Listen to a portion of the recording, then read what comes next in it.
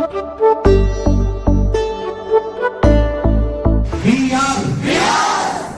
भारत माता की।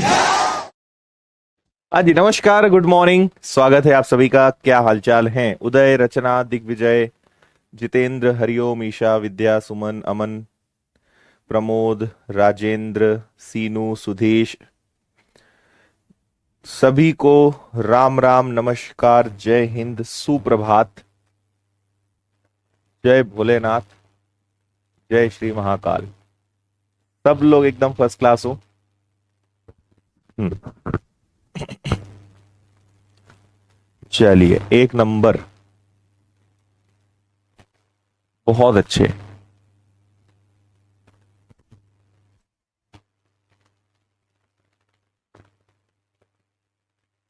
Very good morning.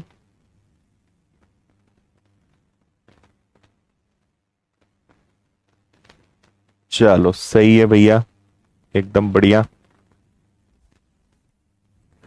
चलिए करते हैं शुरू। लेट्स स्टार्ट नाउ, है ना। देखिए, कल हमने सीखा था क्वेश्चन नंबर 55 तक। आज उसके आगे क्वेश्चन नंबर 56 से हम चलेंगे। एबीसीडी एक चक्रीय चतुर्भुज है। एबी और डीसी को अगर बढ़ाया गया तो बिंदु पी पर मिलते हैं। एडीसी 70 और डीएबी 60 है। तो आपको इन दोनों का एंगल का सम बताना है। आइए, सबसे पहले हमने एक सर्कल बनाया, है ना। दो आपकी जीवाएं हैं, दो आपकी कॉर्ड्स हैं, है ना। एबीसीडी को बढ़ाया जाए। अच्छा, एबीसीडी एक चक्रीय चतुर्भुज है, ठीक है। तो हम इसको ए से बनाते हैं तो ज्यादा बेटर रहेगा, समझ में आ जाएगा आपको। देखना मैं कैसे चक्रीय चतुर्भुज की दो भुजाओं को आगे बढ़ाता हूं, कुछ इस प्रकार से, है ना। अब आप देखिए, इसको नाम दे देंगे आप ए बी, इसको नाम दे देंगे आप सी डी, और इसको इससे मिला दिया और इसको इससे मिला दिया, है ना। ए से समझ लो कि इसको आपने इससे मिला दिया, है ना। अब इसको आपने क्या नाम दे दिया? इसको आपने पी नाम दे दिया। एडीसी 70 डिग्री है। एडीसी यानी ये वाला एंगल कितना डिग्री है? 70 डिग्री है। और डीएबी, डीएबी यानी ये वाला एंगल कितना है? 60 डिग्री है। तो आपसे पूछा क्या गया है कि एक तो ये वाला कोण और दूसरा ये वाला कोण, इन दोनों कोणों का आपको बताना है योग, कि दोनों कोणों का योग कितना होगा। ठीक है, हाँ।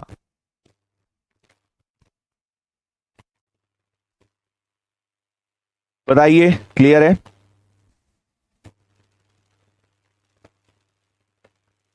हाँ,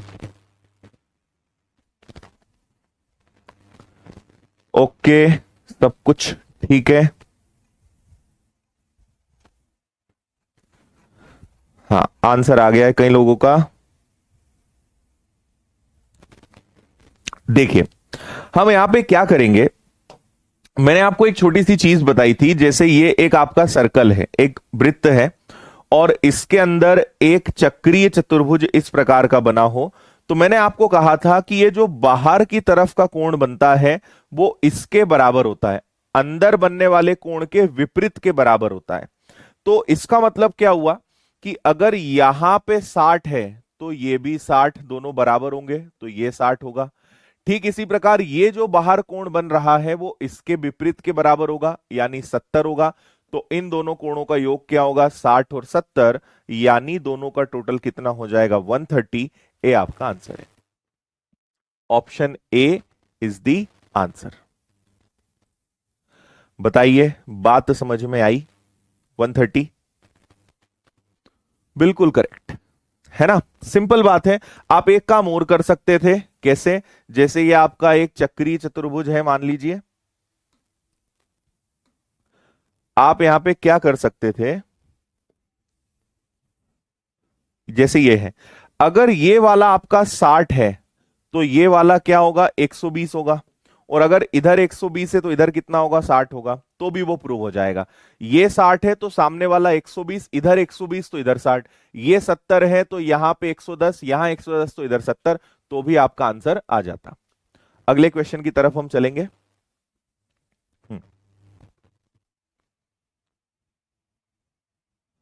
ठीक है,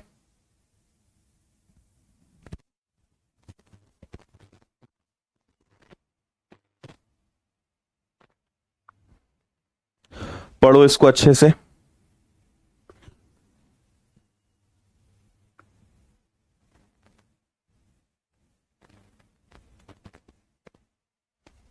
हम्म।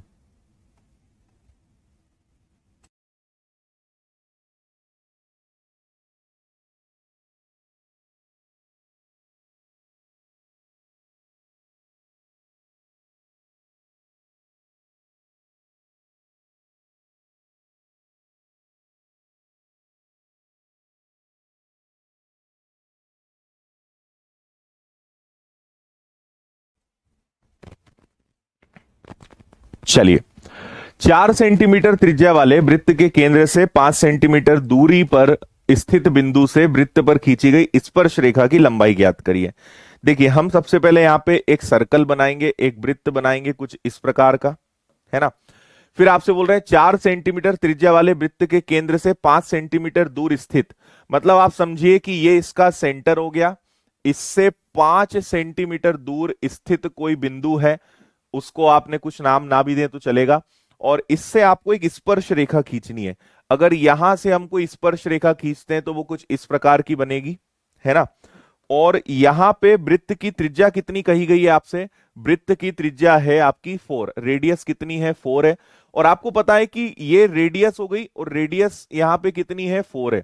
और जब भी सेंटर से ये टेंजेंट को हम टच करते हैं तो ऑलवेज 90 डिग्री बनता है, और 90 डिग्री के सामने हमेशा कर्ण होता है, हाइपोथीनियस होता है ना।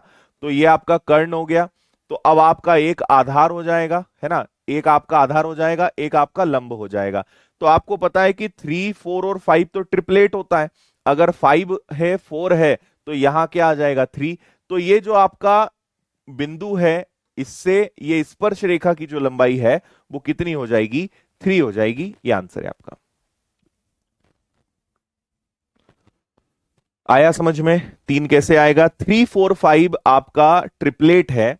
तो अगर, या फिर पाइथागोरस प्रमेय लगा लो, 5 का स्क्वायर माइनस 4 का स्क्वायर इज इक्वल टू 9, और 9 क्या होता है? 3 का स्क्वायर होता है। तो सिंपल बात है, ये आपका क्या हो जाएगा? 3 हो जाएगा। 90 डिग्री आया मतलब राइट एंगल ट्राइंगल, समकोण त्रिभुज, और फिर वहां पे पाइथागोरस थ्योरम तो लग ही जाता है, या ट्रिपलेट लगा दो, कैसे भी कर सकते हो। हाँ, डायग्राम आप नीचे भी बना सकते थे, ऐसे भी बना लो, उससे कोई फर्क नहीं पड़ेगा, है ना। आप ऐसे भी बना लोगे तो भी सही होगा, वो कोई दिक्कत नहीं है। नेक्स्ट देखिए,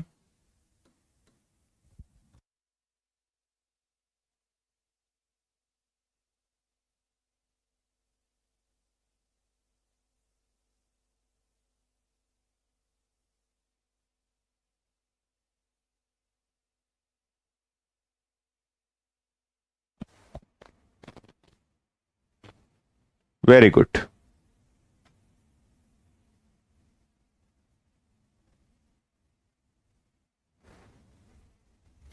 देखिए, 17 सेंटीमीटर त्रिज्या वाले वृत्त में दो समानांतर जीवाएं हैं, 2 पैरेलल कॉर्ड्स हैं 30 और 16 की, दोनों एक ही तरफ है। वृत्त के केंद्र एक और हो तो, वृत्त के केंद्र की एक ही ओर हो तो दोनों के बीच की डिस्टेंस क्या है? मैं आपको डायग्राम से समझाता हूं। ये हमारा एक सर्कल हो गया, ठीक है भाई। ये इसका यहां कहीं पे एक सेंटर आ गया, केंद्र आ गया, और यहां पे एक कॉर्ड ये हो गई, एक जीवा ये हो गई, और दूसरी कॉर्ड आपकी ये हो गई। और आपने अगर क्वेश्चन में ध्यान से पढ़ा हो तो इन्होंने कहा है कि सेंटर के एक ही तरफ दोनों कॉर्ड्स हैं, मतलब ऐसा नहीं कि एक सेंटर के ऊपर एक नीचे, दोनों सेंटर के एक ही तरफ है, तो किसी भी एक तरफ आप कॉर्ड बना लोगे, एक ही तरफ आप जीवा ले लोगे, है ना। अच्छा जी, फिर आपको पता है कि अगर हम इस प्रकार से सेंटर से जब भी परपेंडिकुलर ड्रॉ करते हैं तो ये हमेशा 90 डिग्री का एंगल बनाता है ना, ये बात क्लियर है। और ये इसको इक्वली 2 पार्ट्स में डिवाइड भी करता है, ये भी आपको पता है ना। अब रेडियस कितनी है? 17 है। एक जीवा की लेंथ 30 है, तो ये 15 15 में डिवाइड हो जाएगी, 15 15 में डिवाइड हो जाएगी। एक की लेंथ 16 है, तो ये 8 8 में डिवाइड हो जाएगी। और रेडियस कितनी है? 17 है। इसको अगर मैं मिला दूं तो ये 17 होगा, क्योंकि रेडियस है, सेंटर से सरकमफेरेंस यानी त्रिज्या।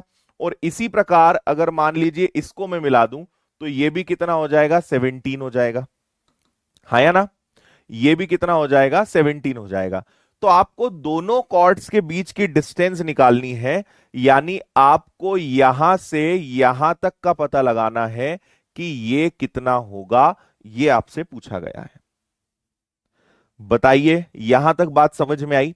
तो आप अगर थोड़ा यहां पे ध्यान से देखेंगे तो आपको दो राइट एंगल ट्राइंगल दिखाई देंगे, दो दो आपको यहां पे समकोण त्रिभुज दिखेंगे। मैं आपको बताता हूं, देखो पहले केवल इतना देखना, जो जो मैं आपको दिखा रहा हूं वो देखना है ना। पहले केवल इतना देखना, सिर्फ इतने को ध्यान से देखो और मुझे बताओ कि आपको ये एक राइट एंगल ट्राइंगल दिख रहा है ना। तो देखो इसको मैं यहां बनाता हूं, इसका जो बेस है वो कितना है, 15 है, यहां पे कितना है, 17 है। एक बात ही हो गई। फिर दूसरा वाला देखो, वो यहां से यहां तक का है, इसको देखो जरा, ये भी एक राइट एंगल ट्राइंगल है अपने आप में, है ना। तो अगर इसको हम देखते हैं तो ये क्या बनेगा, ये आपका इस प्रकार से बन जाएगा, ठीक है। इसका बेस कितना है, 8 है, रेडियस कितनी है, 17 है, लेकिन इसका ये वाला पार्ट मिसिंग है। अब आपको एक चीज और बता देता हूं मैं, है ना, एक चीज और समझ लो कि आपको बहुत सारी ट्रिपलेट मैंने कल भी बताई थी, उसी में याद रखो कि 8, 15 और 17 भी अपने आप में क्या है, एक ट्रिपलेट है। 8, 15, 17 भी एक ट्रिपलेट है। अगर 15 आया है, 17 आया है, मतलब 8 आएगा। अगर 8 आया है, 17 आया है, मतलब 15 आएगा। तो बात समझना, ठीक है। इस पूरे की लेंथ, इस पूरे की लेंथ कितनी है, इस पूरे की लेंथ 15 है। पूरे की लेंथ कितनी है, 15 है। जबकि ऊपर की यहां से यहां तक की लेंथ कितनी है, 8 है। तो अगर इतने की लेंथ 8 है तो यहां से यहां तक की लेंथ कितनी होगी, 7 होगी। अरे भैया टोटल 15 है, ये देखो, ये टोटल आपके पास कितना है, 15 है, बड़ा वाला ट्राइंगल, ये पूरा 15 है इसमें, है ना। अगर छोटे वाले ट्राइंगल में ये 8 है, अगर इतना 8 है तो नीचे कितना होगा, 7 होगा। 15 में से 8 गया, तो दोनों कॉर्ड्स के बीच की डिस्टेंस कितनी होगी, 7 होगी। ये आपका आंसर है, 7 सेंटीमीटर। बोलो, समझ में आया?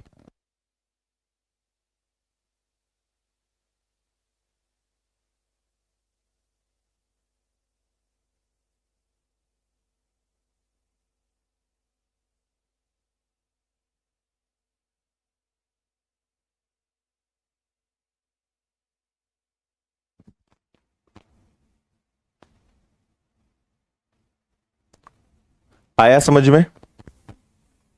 क्लियर है?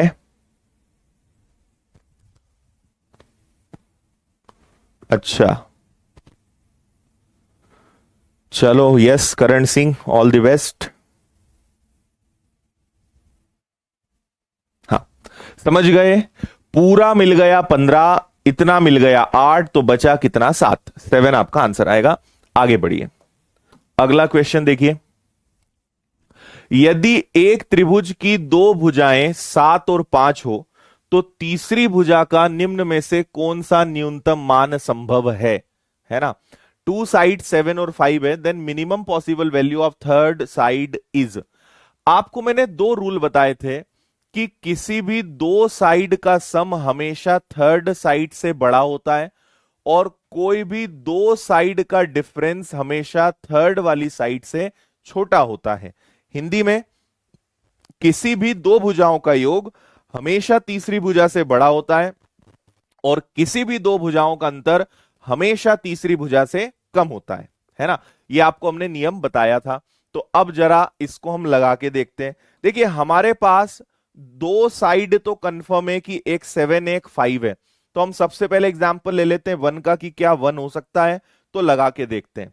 लेट से कि आपका 7 और 5, या आप ऐसे समझो कि मान लो मैं इन दोनों को जोड़ूं, एक तरफ मैंने लिया 5 और एक 6, क्या ये 7 से बड़ा होगा? कोई भी दो साइड्स हमेशा तीसरी साइड से, कोई भी दो भुजा हमेशा तीसरी भुजा से बड़ी होनी चाहिए। लेकिन इन दोनों को जोड़ रहे हैं तो ये तो 6 आ रहा है, और 6 तो 7 से बड़ा होता नहीं है, तो छोटा हो रहा है, मतलब ये आंसर नहीं हो सकता, गलत आंसर है। अगला उठा लो। अगला क्या है, अगला है 2।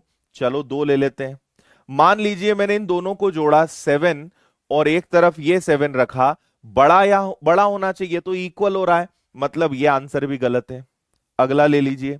अगला हम ले लेते हैं 7 5 के साथ 3 आंसर ले लेते हैं। अब इसको चेक करके देखते हैं।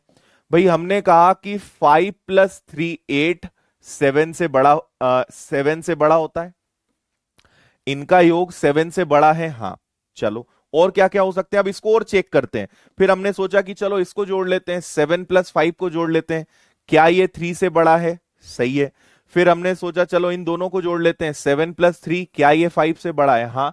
तो किसी भी दो साइड को आप जोड़ रहे हो तो वो हमेशा तीसरी साइड से, तीसरी भुजा से बड़ा सेटिस्फाई कर रहा है। तो इधर तो सही है। अब इनको इधर लेकर चलते हैं। 7 में से 5 घटाया तो इधर क्या बच रहा है? 3। देखो इधर आएगा 2 और इधर आएगा 3, तो 2 छोटा है 3 से या 3 बड़ा है 2 से? हाँ, सेटिस्फाई कर रहा है। फिर हमने कहा कि चलो 7 में से 3 ले लो और इधर 5 ले लो। तो 7 में से 3 गया 4, 4 छोटा होता है 5 से, ये भी सेटिस्फाई कर रहा है। फिर हमने कहा चलो 5 और 3 ले लो, तो इधर आपका 7 बार ले लेते हैं। तो 5 में से 3 गया, कितना बचेगा? 2, 2 से 7 बड़ा है, ये भी सेटिस्फाई कर रहा है। तो कोई भी दो साइड को हम जोड़ रहे हैं तो वो तीसरी साइड से बड़ा हो रहा है, और कोई भी दो साइड को डिफरेंस ले रहे हैं तो वो तीसरी साइड से छोटा हो रहा है। तो ये हर हाल में केवल 3 से सेटिस्फाई होगा। ये आपका आंसर है। 5 हो नहीं सकता, क्योंकि अगर एक 5 हो गई तो दूसरी 5 हो जाएगी, कहीं ना कहीं ये दिक्कत आपको देगा ही। आप करके देखना। तो 3 ही हर हाल में संतुष्ट करेगा। ये आपका आंसर आएगा। तीसरी भुजा कितनी हो जाएगी? 3 हो जाएगी। आगे बढ़िए, अगला देखिए।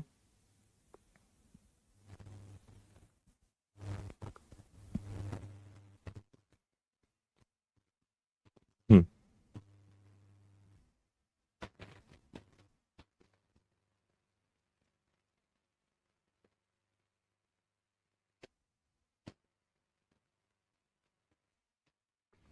देखिए, एबीसी में बीसी भुजा को डी तक बढ़ाया गया। एसीडी 148 है और बी 1/3 है ए का।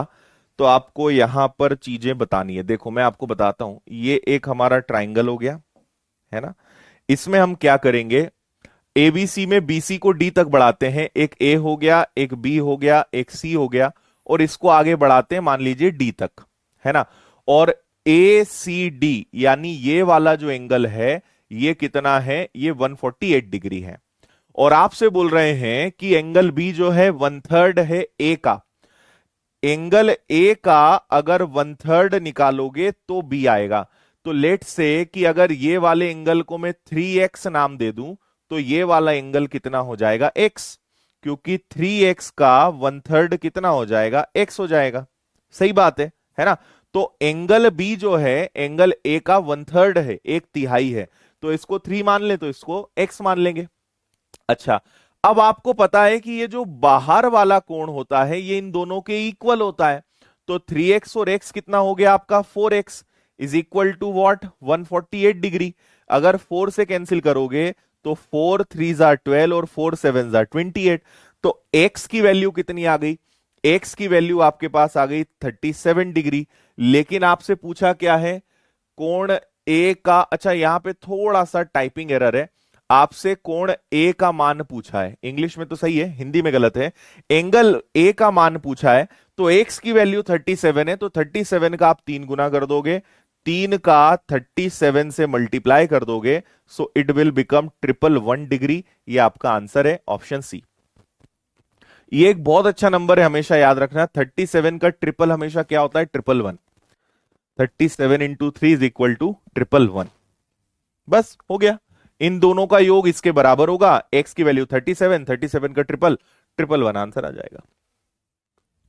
नेक्स्ट क्वेश्चन देखिए, अगला सवाल।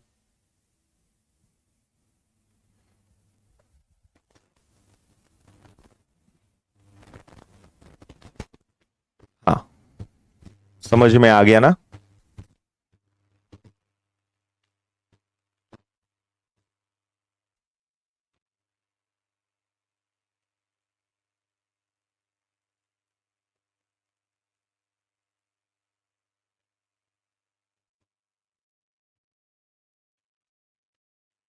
चलिए, मान लीजिए एबीडी में एडीबी 20 डिग्री है, सीबीडी पर एक ऐसा बिंदु है जिसमें ए बी और ए सी बराबर है, सी डी और सी ए है, तो ए बी सी का मान कितना होगा, है ना। एक ट्राइंगल हम लेते हैं जिसका नाम देते हैं ए बी डी। ये ए हो गया, ये बी हो गया और ये आपका डी हो गया। ए बी डी में ए डी बी यानी ये वाला एंगल कितने अंश का है, ये 20 डिग्री का है। सी जो है बी डी पर एक ऐसा पॉइंट है जहां पे ए बी और ए सी बराबर हो जाते हैं, ए बी और ए सी बराबर हो जाते हैं। लेट से मैं यहां पर एक पॉइंट ले लेता हूं सी, है ना, और इसको इससे मिला देता हूं, तो बोल रहे हैं कि ए बी और ए सी क्या है, दोनों एक दूसरे के इक्वल हैं, और सी डी और सी ए भी बराबर है। ठीक है, सी डी और सी ए भी बराबर है। नहीं, फिर मैंने इसको गलत बनाया, यहीं पे ले लेते हैं, सेंटर में ले लेते हैं, हालांकि थोड़ा सा और अलग टाइप से बनेगा, लेकिन ठीक है, अब इसको ऐसे ही ले लेते हैं, है ना, यहां ले लेते हैं तो ज्यादा ठीक रहेगा। मैंने इसको इससे मिला दिया, तो ये हो गया आपका सी। ए बी और ए सी बराबर है, बोल रहे हैं वो ए बी और ए सी बराबर है, और सी डी और सी ए बराबर है, यानी ये तीनों भुजाएं एक दूसरे के बराबर है ना। ए बी बराबर है ए सी के और ए सी बराबर है सी डी के। तो आपको ए बी सी बताना है, यानी ये वाला एंगल बताना है, क्या होगा। बात समझ में आ रही है। अब देखो, हमें एक नियम पता है कि अगर दो भुजाएं बराबर हों तो उनके आमने सामने के कोण भी बराबर होते हैं, है ना। अगर इसके सामने 20 है तो इसके सामने भी क्या बनेगा, यहां भी आपका 20 डिग्री बनेगा, ये दोनों सेम हो जाएंगे। अगर इसके सामने 20 तो इसके सामने भी 20 हो जाएगा। फिर आप एक चीज और बताओ कि क्या ये वाला एंगल 40 हो सकता है, 40 हो सकता है। क्यों? क्योंकि किसी भी ट्राइंगल के ये दोनों एंगल्स और ये एक्सटर्नल एंगल हमेशा इक्वल होता है। अगर ये बी से तो ये वाला कितना होगा, 40। देखो, इन दोनों का ये बाह्य कोण हो गया ना, एक्सटर्नल एंगल हो गया, बाहरी कोण हो गया। फिर दूसरी बात, अगर दो भुजाएं बराबर हैं तो उनके कोण भी बराबर होंगे। इसके सामने 40 है तो इसके सामने भी कितना आएगा, ये वाला भी 40 आएगा। 40 आपका आंसर है, 40 डिग्री। आया समझ में? फिर से बता रहा हूं मैं, ये वाली भुजा इसके बराबर, ये तीनों एक दूसरे के बराबर, तो दो भुजाएं बराबर हैं, दो साइड्स इक्वल है, तो इनके ऑपोजिट एंगल्स भी इक्वल होंगे। इसके सामने 20, इसके सामने 20, ये दोनों इक्वल हो गए। 20 20 40 ये इनका एक्सटर्नल एंगल हो गया, बाहरी कोण हो गया, हाँ या ना। अगर ये 40 है तो देखो ये दोनों भुजाएं भी तो बराबर है, तो इसके सामने 40 तो इसके सामने भी 40, तो ये वाला एंगल भी कितना आएगा, ये भी आपका 40 अंश आएगा।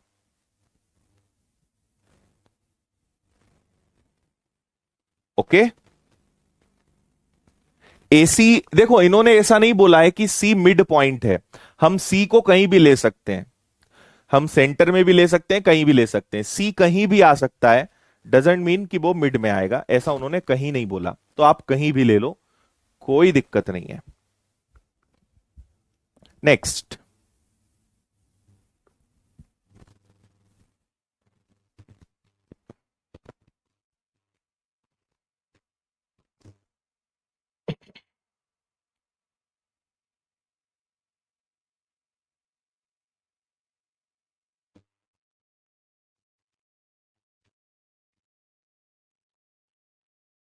चलो देखें, किसी ट्राइंगल एबीसी में बीसी को दोनों तरफ बढ़ा दिया जाए तो बी और सी पर वाई कोणों का योगफल क्या होगा, जो एक्सटर्नल एंगल्स होंगे उनका सम क्या होगा। सुनिएगा बात, हमसे यहां पे बोल रहे हैं कि ये जो इसका बेस है इसको आगे बढ़ा दो, है ना, कुछ इस प्रकार से आप इसके बेस को आगे बढ़ा दो, है ना। जैसे ये ए है, ये आपका बी हो गया और ये आपका सी हो गया, तो दोनों एक्सटर्नल एंगल, एक ये मान लीजिए इसको मैं एक्स नाम दे दूं और एक ये इसको मैं वाई नाम दे दूं, इन दोनों का योग बताना है, एंगल एक्स और एंगल वाई बताना है। अच्छा, एक बात बताओ, इसको अपन नाम दे देते हैं एंगल ए, कैपिटल ए कर दें, ऑप्शन में क्या है, ए है। इसको नाम दे दिया ए, इसको नाम दे दिया बी, तो इसको नाम दे दिया सी। ये तीनों एंगल्स हो गए, तीनों कोण हो गए, ए बी सी। अब मैं आपसे पूछूंगा कि बताओ एक्स की वैल्यू क्या है, कोण एक्स क्या होगा, तो ये बाहर का कोण है जो इन दोनों के इक्वल होगा, तो ये a प्लस सी के इक्वल होगा। फिर मैं पूछूंगा बताओ y क्या होगा, तो ये y इन दोनों के इक्वल होगा, तो हम कहेंगे सर ये तो a और b के बराबर होगा। बाहरी कोण विपरीत दोनों के बराबर होगा ना, अगर x बाहर वाला कोण a और c के इक्वल, y a और b के इक्वल। अगर मैं इन दोनों को जोड़ दूं, दोनों बाहरी कोणों का योगफल पूछा है, तो x और y पूछा है, तो ये आ जाएगा आपका a plus B plus C plus A. देखो a b c और a b c और a। अब मुझे एक बात बताओ कि त्रिभुज के तीनों कोणों का योग तो 180 होता है। अगर दोनों का योगफल पूछा है तो इसमें तो ए बी सी तीनों आ गए, तो तीनों कोणों का योग कितना होता है, 180 होता है, प्लस एंगल ए आ गया, है ना। तीनों कोणों का योग 180 प्लस साथ में ए, तो दोनों बाहरी कोणों का योगफल 180 डिग्री प्लस ए के बराबर होगा। और आपको एक बात और मैं सिखा दूं कि ट्रिग्नोमेट्री हो या ज्योमेट्री हो, पाई का मतलब होता है 180 डिग्री। 180 डिग्री को ही क्या बोल सकते हैं, पाई बोल सकते हैं, यह ध्यान रखना, है ना। तो आप यहां पे जाओगे तो इसको हम बोल सकते हैं पाई प्लस ए। कहीं पे पाई लिखा मिले उसका मतलब 180 होता है, तो बी आपका आंसर आ जाएगा, पाई प्लस ए। बी इसका करेक्ट आंसर है। सिंपल बात है, एक्स ए और सी के बराबर, वाई ए और बी के बराबर, दोनों को प्लस करा तो A plus B plus C plus A, और इसका योग हो गया 180। 180 को बोलते हैं पाई, तो पाई प्लस ए ये आपका आंसर हो जाएगा। ट्रिग्नोमेट्री में आप सीखोगे कि ये पाई का मतलब 180 कहां से आता है, ये आता है रेडियंट से। एक होता है ना रेडियंट, रेडियन रेडियन रेडियन से ये पाई बराबर 180 निकल के आता है। ट्रिग्नोमेट्री में आप इसको सीखोगे। चलिए अगला सवाल देखते हैं, नेक्स्ट क्वेश्चन को पढ़िए। हाँ,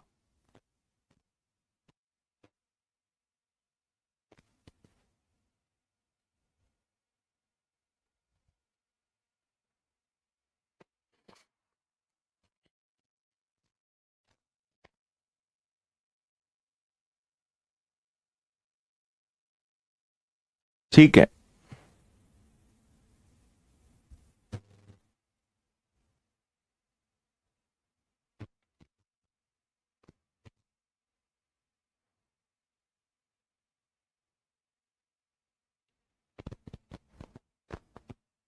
पाई का मतलब 22/7 भी होता है, वो तो अलग चीज है ही अपने आप में। देखिए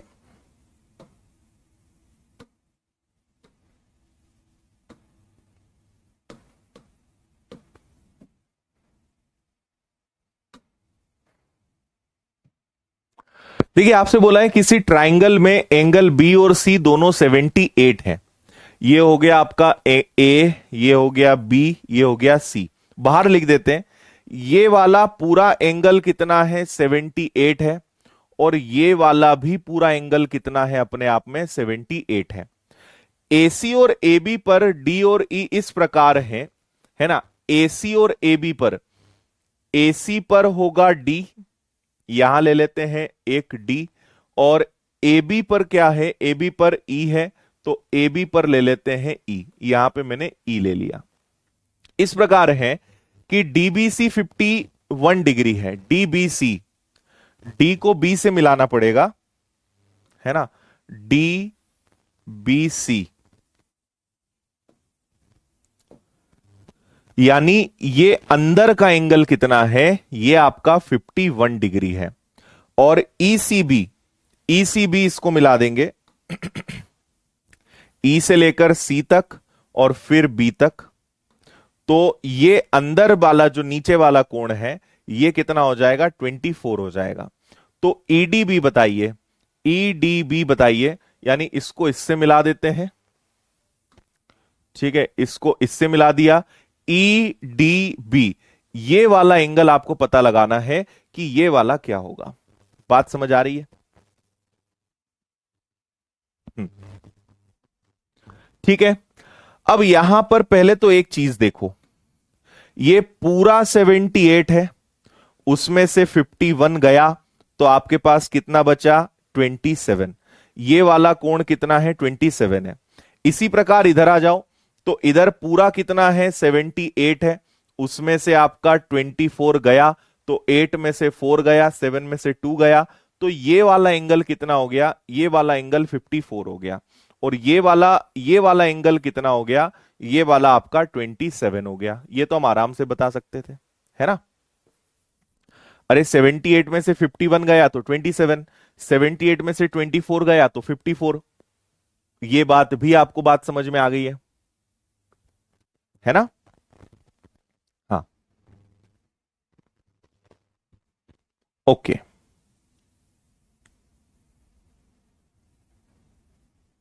ठीक है, अब एक बात बताओ, आप यहां पे सबसे पहले देखिए, हम इसको भी एक तरीके से समझ सकते हैं। आप यहां पे ये वाला एंगल पता लगा सकते हो क्या, ये वाला कोण कितने अंश का होगा। तो देखो मैं बता रहा हूं, ट्राइंगल ई बी और सी की बात कर रहा हूं, मैं ट्राइंगल ई बी सी की बात कर रहा हूं। आपको ये इस प्रकार का दिखेगा, इसमें ये वाला पूरा 78 है और ये वाला छोटू सा 24 है। तो बताओ ये वाला एंगल कितना होगा। ई बी सी की बात कर रहा हूं और आपसे पूछ रहा हूं बताइए ये वाला कोण कितने अंश का होगा। तो ये पूरा अपने आप में 78 है, ये अपना 24 है ना। दिख रहा है आपको किस ट्राइंगल की मैं बात कर रहा हूं, दिखा देता हूं आपको। यहां से यहां तक, यहां से यहां तक और यहां से यहां तक, मैं इसकी बात कर रहा हूं, है ना। तो इसमें ये पूरा 78 है, ये 24 है, तो बताओ ये वाला क्या होगा। अब तो समझ गए, है ना। तो अब मुझे बताइए कि आपको पता है कि त्रिभुज के तीनों कोणों का योग 180, 180 में से 8 और 4 12 का 2, 7 2 9 और 1 10 गया, तो वापस से कितना बचा 78। यानी ये वाला कोण कितने अंश का होगा, 78 का होगा। कितने अंश का होगा भैया, 78 का होगा। बोलो हाँ या ना। ठीक है, हाँ। इसी प्रकार हम अब चलते हैं एक और ट्राइंगल में। अगला देखिए, ट्राइंगल बीडीसी, ट्राइंगल बीडीसी, इसमें क्या होगा वो समझते हैं, है ना। यहां से यहां तक गए, यहां से यहां तक गए और यहां से यहां तक गए, इसकी बात कर रहा हूं मैं। इस वाले ट्राइंगल के बारे में आपको पता है क्या सब कुछ, है ना। तो इस वाले ट्राइंगल में मुझे बताना, इसको मैं हटा देता हूं, है ना। ये कुछ इस प्रकार का बना हुआ है, इसमें आपको ये वाला कोण पता है 51 का है, ये पूरा पता है 78 का है। तो आपसे पूछा जाए कि बताओ ये कितने का होगा, तो 180 में से ये दोनों हटाओगे, 8 और 1 9, 7 और 5 12, 129 जाएगा, तो 30 यानी बचेगा 51 डिग्री। तो ये वाला कोण कितने का आएगा, 51 का आएगा। मतलब ये वाला जो कोण है ये कितने का हो गया, ये 51 का हो गया। ये बात समझ में आ गई आपको या नहीं आई, है ना। अब एक बात और बताओ, ये भी 51 है और ये इसी ट्राइंगल की बात कर रहा हूं मैं, ये 51 के सामने की भुजा और ये 51 के सामने की भुजा। अगर दो कोण बराबर हैं तो इनके आमने सामने की भुजाएं भी बराबर होंगी, यस और नो। ये अगर 51 है तो ये भी 51 होगा, तो ये दोनों भुजाएं बराबर होंगी, हाँ या ना। ठीक है, डन है, हाँ, क्लियर बात है। दूसरी बात यहां पर एक इसमें समझो, इस वाले ट्राइंगल में इस 78, ये पूरा अपने आप में 78 है और ये अपने आप में 78 है, तो इसके सामने की ये पूरी ये वाली भुजा और इसके सामने की ये वाली भुजा दोनों बराबर होंगी। देखो ये वाली भुजा इसके सामने, ये 78 के सामने ये, इसके सामने ये दोनों बराबर है। और यहां पे हमने क्या सीखा कि ये वाली भुजा और ये वाली भुजा बराबर है, तो हम ऐसा बोल सकते हैं ये वाली साइड इसके बराबर और ये वाली साइड इसके बराबर। तो हम बोल सकते हैं कि EC, इसके बाद BC और इसके बाद DC, ये तीनों एक दूसरे के बराबर हैं। ये इसके बराबर और ये इसके बराबर, 51 के सामने तो 51 के सामने, 78 के सामने तो 78 के सामने। तो ये वाली साइड क्या हो रही है, मतलब ये वाली साइड कॉमन हो रही, ये इसके बराबर, ये भी इसके बराबर, तो ये तीनों साइड्स एक दूसरे के इक्वल हो सकती है, यस और नो, हां या ना। समझ आ रही है बात? तो अब हमें एक डायग्राम और अलग से बनाना पड़ेगा, तो इसको मैं वापस से यहां पे बनाता हूं, थोड़ा सा आप समझना कि क्या करेंगे हम।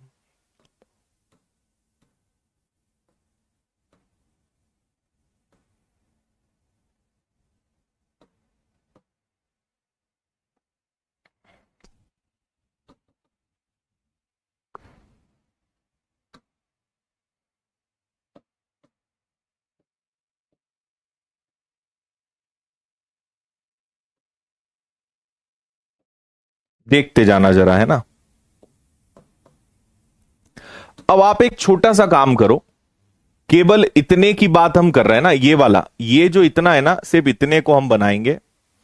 मतलब आप समझो ये वाला, ये पूरा, है ना, तो ये ऐसा हो गया, ये ऐसा हो गया, और ये ऐसा हो गया, केवल इसकी बात कर रहा हूं मैं, है ना। तो ये क्या है, ये डी है, ये क्या है, ई है, और ये क्या है, ये सी है ना। आपको पता है कि ये वाला एंगल कितने अंश का है, 51 का है। ओके, फिर आपको पता है कि ये जो बाहर बन रहा है ना, ये जो बाहर बन रहा है, ये आपका 78 डिग्री है, लेकिन पूरा नहीं है, छोड़ो उसको, है ना। और आपको पता है कि ये वाली भुजा और ये वाली भुजा बराबर है, तो अगर ये 51 है तो इसके सामने ये है, तो इसके सामने क्या हो जाएगा, एक मिनट, 51 यहां पर है और ये आपका इस प्रकार से बटा हुआ है, एक मिनट, डी हो गया और ये ऐसा भी गया हुआ है ना, ठीक है, ये आपका 51 है ना। तो अगर यहां भी 51 है, यहां भी 51 है, तो इसके सामने ये है, इसके सामने ये है, तो भुजाएं बराबर होंगी। तो इस कोण के सामने ये वाली भुजा हो गई और इस कोण के सामने ये वाली भुजाएं हो गई, क्या ये दोनों बराबर हो जाएंगी? थोड़ा सा कंफ्यूजन है ना, काफी सारी कॉम्प्लेक्सिटी है उसके अंदर, थोड़ा सा आप समझने का प्रयास करना। ठीक है, हाँ। अब आप इसी चीज को ऐसे समझ लो, है ना, ये आपका एक 51 हो गया, और यहां पे अगर हम बात करते हैं, ये वाली साइड और ये वाली साइड दोनों बराबर है, देखो ये बराबर है और ये बराबर है ना। अगर दो भुजाएं बराबर हैं तो उनके कोण भी बराबर होंगे, इसका मतलब ये वाला एंगल और ये वाला एंगल दोनों इक्वल होंगे।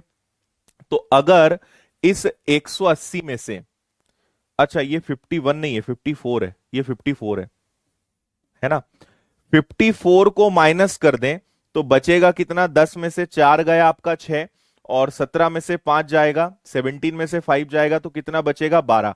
यानी इन दोनों का योग, ये पूरे का और इस पूरे का योग कितना आएगा, 126 आ जाएगा, 126 आ जाएगा। और अगर 126 का आधा कर देंगे तो दोनों कोण 63 के मिल जाएंगे, है ना। इसका मतलब, इसका मतलब ये कि ये वाला एंगल भी 63 है और ये वाला पूरा 63 है। तो अगर 63 में से आपने 51 माइनस कर दिया, तो जो छुटकू सा एंगल है ये वाला एंगल कितने का हो जाएगा, 12 का। ये आंसर है आपका। खिचड़ी तो है, 3 हिस्से में सॉल्व होगा। बताओ अभी भी समझ में आया? देखो एक बार पूरा रिपीट कर रहा हूं मैं आपको, है ना, और एक बार खुद से और आप बना के देखना। हमें पता था कि ये वाला 78 है, ये वाला 24 है, तो 180 में से इनको माइनस करा तो ये 78 आ गया। इसी प्रकार बीडीसी में हमें पता है कि ये 51 था, ये पूरा 78 था, तो ये वाला 51 है। फिर हमने एंगल से पकड़ा कि ये दोनों साइड बराबर और ये दोनों साइड्स भी बराबर, तो ये तीनों साइड्स आपस में बराबर हो गई। फिर हमने इस वाले खुरमे को पकड़ा, इस वाले ट्राइंगल को पकड़ा, इसमें ये दोनों साइड्स इक्वल है और ये वाला केवल ये इंटरनल एंगल जो है ये आपका 54 है। तो दो साइड्स बराबर हैं तो इनके एंगल्स भी बराबर होंगे। तो 180 में से 54 माइनस करो और बचे हुए दोनों कोण इक्वल होंगे, यानी दोनों एंगल्स कितने कितने के होंगे, दोनों 63 के होंगे। अब ये पूरा 63 है, उसमें से इधर 51 है, तो इधर कितना होगा, इधर 12 होगा। ये आपका आंसर है। बाकी एक बार आप और रिपीट करके देखना, फिर आपको समझ में आ जाएगा, क्योंकि 3 हिस्सों में सॉल्व हुआ है और एक ही डायग्राम के अंदर ये हुआ है।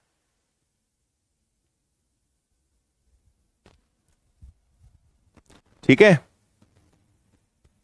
हाँ, कोई बात नहीं।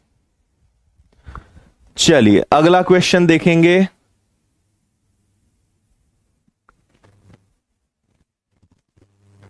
हम्म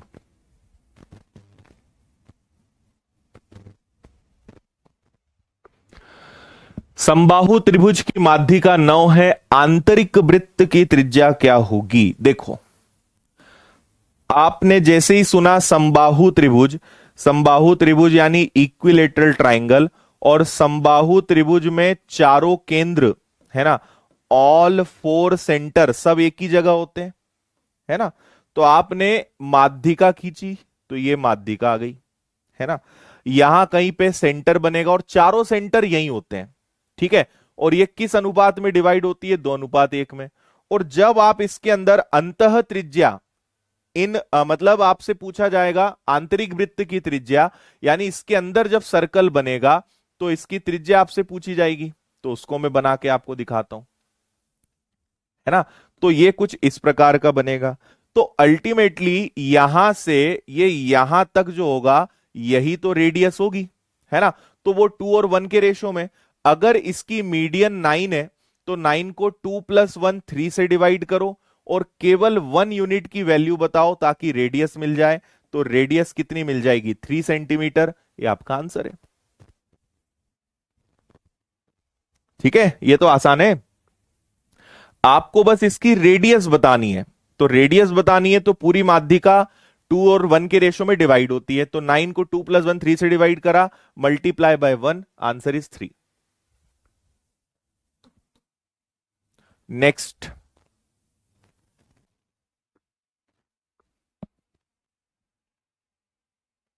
हाँ,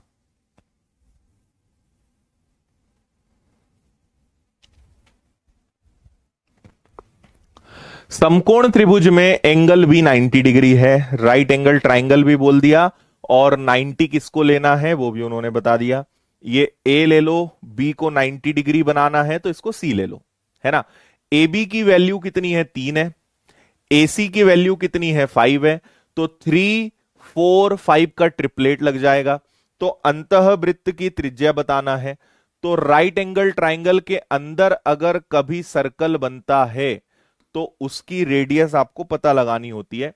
और आपको जब मैंने ये बताया था तब मैंने आपसे कहा था कि इन रेडियस राइट एंगल ट्राइंगल में क्या होता है, तो वो होता है आपका, इन दोनों में से ये घटाते हैं, है ना। Perpendicular plus base minus hypotenuse divided by 2, है ना। आधार प्लस लंब माइनस कर्ण बटे 2 बराबर त्रिज्या। तो ये क्या आ जाएगा, 7, 7 में से 5 गया 2, और 2 को 2 से डिवाइड करा तो इसकी रेडियस कितनी आ जाएगी, 1 centimetre is the answer. Direct formula है, शायद आप समझ गए होंगे।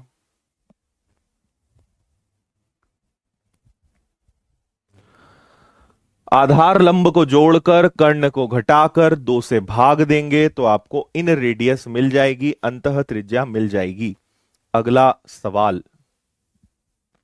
ओके नीतीश, पुरानी क्लासेस कवर करिए आप, समझ में आने लगेगा। ठीक है, नेक्स्ट क्वेश्चन। किसी त्रिभुज की अंतःवृत्त की त्रिज्या 5 है, उसका परिमाप 30 है, क्षेत्रफल ज्ञात कीजिए। Radius of in circle of a triangle is 5 and its perimeter is 30, then find its area. क्षेत्रफल आपको बताना है। ठीक है, okay Raj Singh, all the best आपको एग्जाम के लिए। आपको याद हो तो मैंने आपको एक कॉमन फॉर्मूला बताया था, कभी भी स्मॉल आर इन रेडियस अंतः त्रिज्या निकालना हो तो इसका बड़ा ही सिंपल सा एक फॉर्मूला था, area of triangle divided by S. Hindi में कहें तो ऊपर आ जाएगा त्रिभुज का क्षेत्रफल और बटे में क्या आ जाएगा, बटे में आ जाएगा अर्ध परिमाप,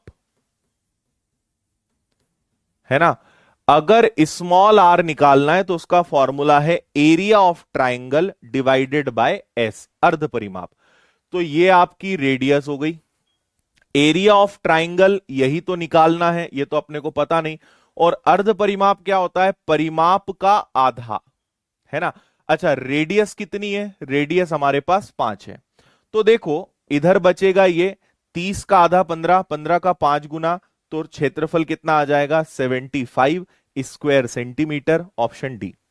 आपको इन रेडियस जब पढ़ाया था ट्राइंगल में तो आपको बताया था कि अंतः त्रिज्या निकालने का फॉर्मूला है क्षेत्रफल बटे अर्ध परिमाप, एरिया अपॉन सेमी पेरीमीटर। बस तो वैल्यू रख दी, क्षेत्रफल मिल गया। बहुत ही लड्डू सवाल। नेक्स्ट देखते हैं।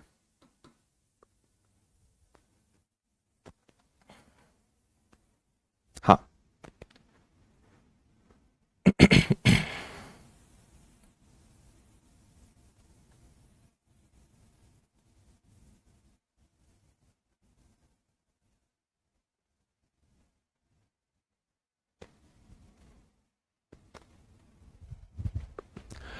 एक ट्राइंगल की 3 साइड्स हैं 4 5 6, उसकी इन रेडियस 3 है। सबसे बड़ी भुजा को आधार मानकर उसकी ऊंचाई कितनी होगी। देखिए आप ऐसे समझो कि ये सबसे बड़ी भुजा है ना, और हम इसको आधार मानकर, ये राइट एंगल ट्राइंगल होगा। अच्छा, जरूरी नहीं है राइट एंगल ट्राइंगल हो, 4 5 6 है ना। तो इसको सबसे बड़ी भुजा ले लेते हैं 6, तो एक हो जाएगा 4, एक हो जाएगा 5। लेकिन आपसे पूछा क्या है, आपसे पूछा है हाइट और इन रेडियस दिया है। अब भी बताया कि इन रेडियस का फॉर्मूला होता है area of triangle divided by S, अर्ध परिमाप, है ना। अब ये रेशो है तो आप एक काम करो, इसको 4x 6x और 5x मान लो और निकालना क्या है, हाइट। रेडियस कितनी दी हुई है, रेडियस दी हुई है 3, एरिया नहीं पता, और अर्ध परिमाप 6 4 10 5 15, 15x/2, ये इधर चले जाएगा। तो 15 का 3 गुना 45x/2 is equal to area of triangle, ये क्षेत्रफल आ गया। ठीक है, समझ में आई बात, कुछ भी नहीं किया मैंने। इनको सबसे बड़ी भुजा को आपने आधार माना, हाइट आपको पता लगाना है, रेडियस आपको दी हुई थी 3, क्षेत्रफल के बारे में कुछ नहीं पता। अर्ध परिमाप क्या हो जाएगा 6 4 10 5 15/2, तो ये आपका क्षेत्रफल आ गया। अब हमें एक बात पता है, किसी भी ट्राइंगल का एक बेसिक फॉर्मूला होता है 1/2 base into height is equal to area, है ना। अब मुझे एक बात बताओ, ये है 1/2, आपको बेस पता है कि यहां पे बेस है 6x, हाइट नहीं पता, लेकिन एरिया क्षेत्रफल पता है विच इज 45x/2। यस और नो, 45x बटे क्या हो जाएगा, 2 हो जाएगा। आगे देखिए, x से x 2 से 2 गया, 6 से अगर इसको उड़ाने जाएंगे तो 6 into 7.5, this is height 7.5, option A 7.5। Kilometre नहीं सेंटीमीटर में आंसर आएगा। किसी भी ट्राइंगल का एरिया निकालने का बड़ा ही बेसिक फॉर्मूला होता है 1/2 base into height is equal to area. इसको दिखाने का मतलब होता है क्षेत्रफल का संकेत होता है ये। तो क्षेत्रफल आपको पता था, बेस आपको पता है, हाइट आपको नहीं पता। हाइट मिल गई आपकी 7.5। नेक्स्ट, ठीक है जी। हम्म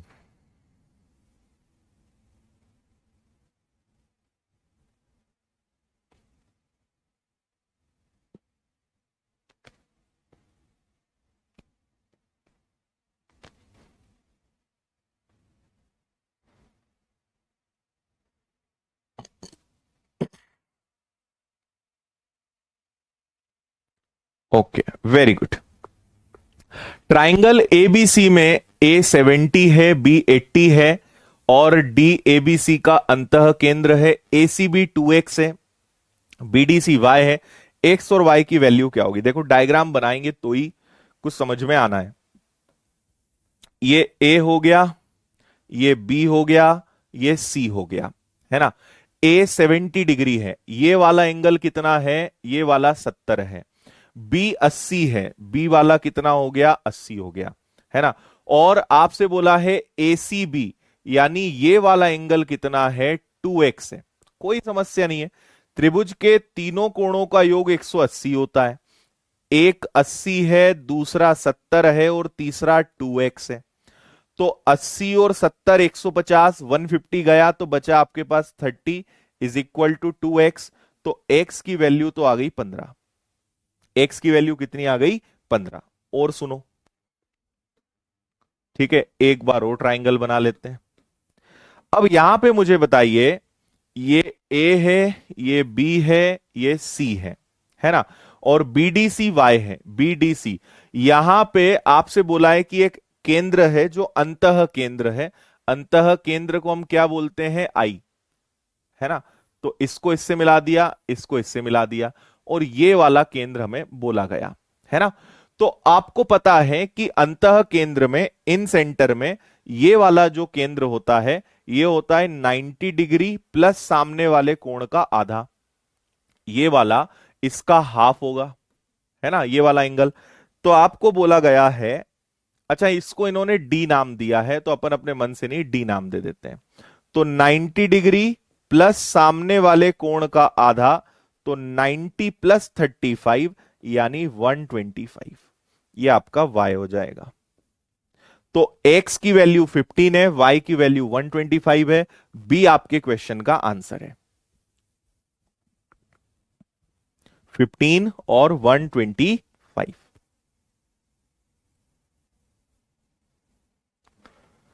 ठीक है भैया।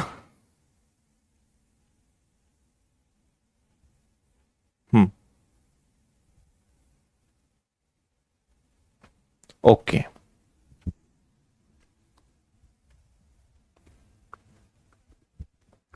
आइए आगे बढ़ेंगे।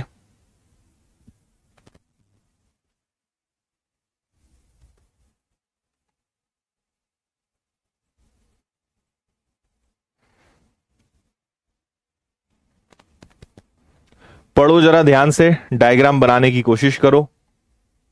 यस राकेश, सब पढ़ना है।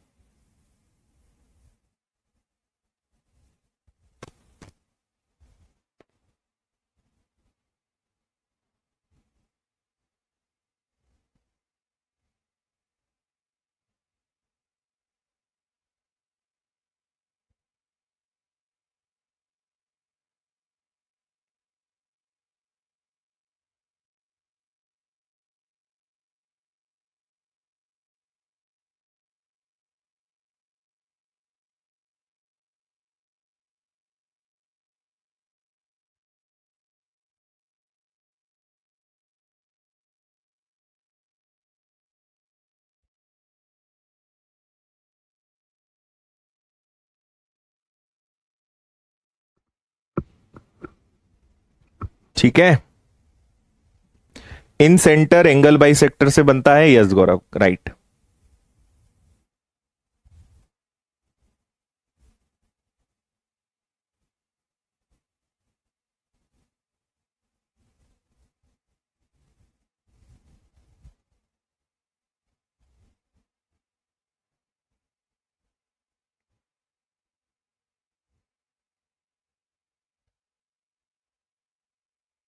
ठीक है,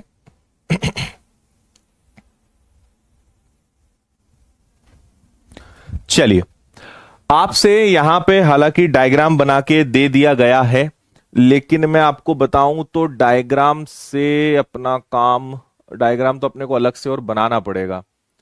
चलो ठीक है, यूज करके देखते हैं, आपको इससे अगर समझ में आ जाए, थोड़ा सा इसको और बड़ा करने का प्रयास करते हैं। इतना ठीक है, और हो जाएगा। हाँ, देखिए थोड़ा अच्छा सवाल है। इसमें ट्राइंगल एबीसी का अंतः केंद्र O है, ए से लेकर O तक और O से लेकर E तक, A से O और O से E आपको दिया है 5 और 4, और C से लेकर O तक, CO और O से लेकर D तक दिया है 3 और 2। तो O से लेकर B तक और O से लेकर F तक का मान आपको पता लगाना है। ठीक है, तो एक बात बताइए, O से लेकर E तक, सॉरी O से A और O से E है ना, O से A तक और O से E तक, या ऐसा बोल दो कि AO और OE कितना है, 5 और 4 है। अच्छी बात है ना। दूसरा, C से लेकर O तक और O से लेकर D तक ये कितना है, ये है 3:2। ठीक है, अब यहां पे हम एक छोटा सा काम और करते हैं, यहां पे हम अपनी समझ के लिए भुजाओं को कुछ नाम दे रहे हैं, है ना। सुनिएगा मैं क्या कर रहा हूं यहां पर, है ना।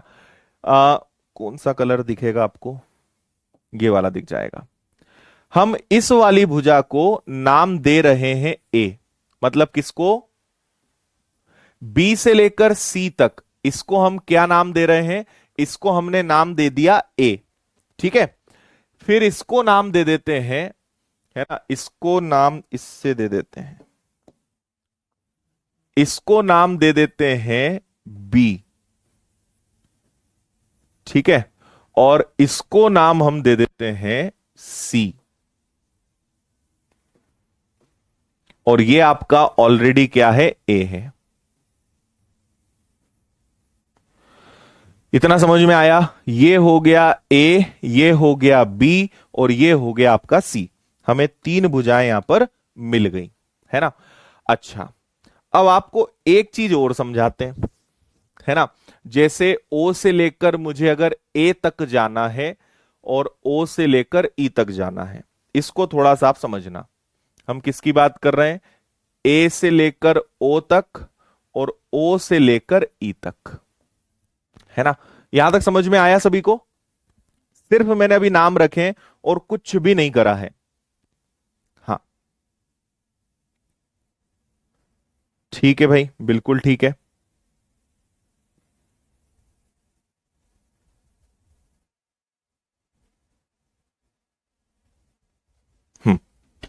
अब यहां पे एक चीज ध्यान रखना, ये जो होता है ये B plus C upon A के इक्वल होता है ना।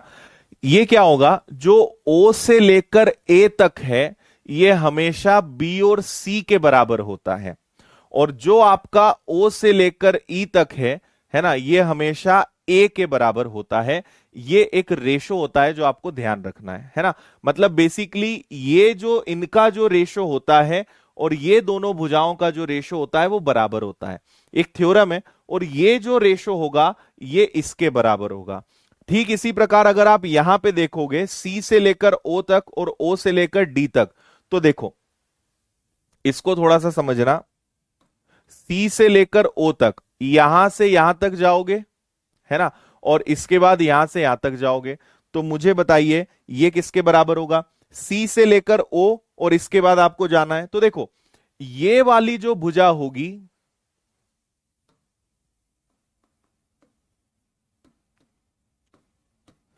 ये वाली जो भुजा होगी ये इन दोनों के बराबर होगी, है ना। जैसे ये वाली भुजा के आइट साइड में ये था, इसके आइट साइड में कौन है, तो इसके आइट साइड में है B प्लस A, और इसके सामने कौन है C, ये इस रेशो में काम करता है।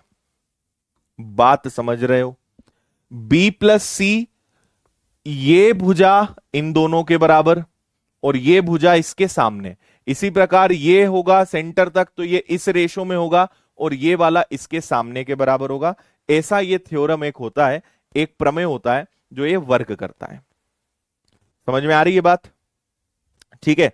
अब हम एक रेशो पे आते हैं। हमने अनुपात में ऐसे क्वेश्चन करे हैं कि B plus C ratio A, B plus C ratio A कितना है, 5:4 है।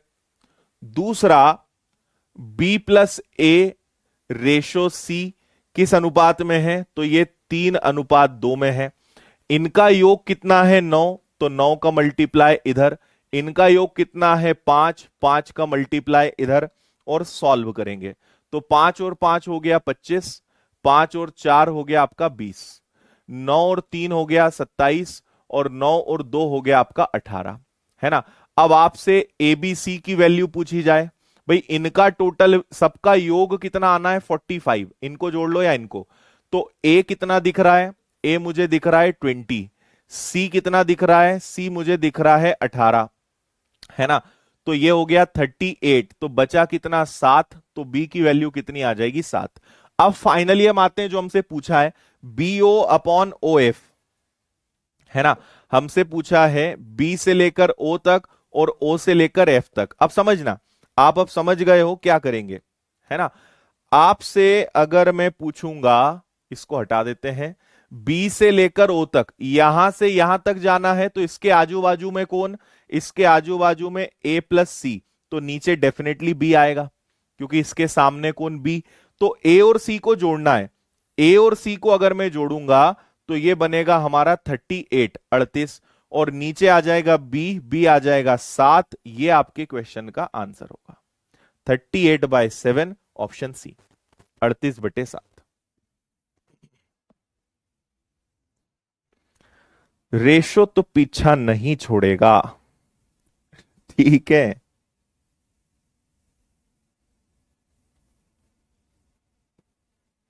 बताओ, देख लो एक बार अच्छे से, समझ में आया कि नहीं आया।